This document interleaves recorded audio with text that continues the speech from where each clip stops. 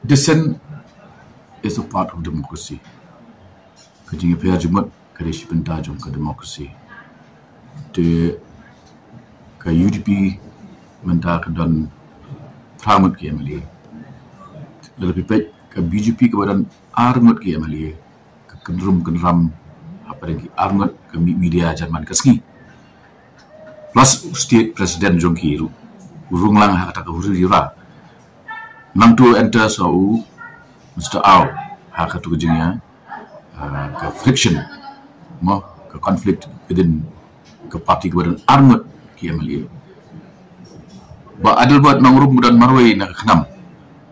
Kulmar kat tu pada jong bat ke leadership apa ke kenam. Tipin kran le ke parti kepada la tam ya kita number dia. Obviously Kyrdan baik jingi perjimut.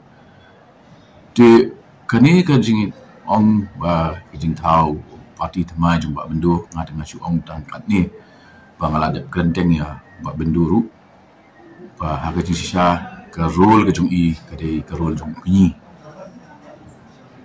jong ke parti ude ideolog ude bende ke role ke jong kam de shu wanya yar madan menilai election mereka di benong ke role jong nong ai boy nong ai museum advisory role counselor unong selom ideolog unong sanya ki policy jong party ngai EU hakata ka role tibat na ya iban kepuar kadang don ya pak Bindo ban reconsider ya kini ka rai ki jong but ban stick sya ka role ke bakam he ba mangi barang kam sama karta angin ya yar sya lumpung jong election pat ba Bindo inne halor kum chief advisor kum ideolog kum unong prang ya ke perhat perdan jong ke UDP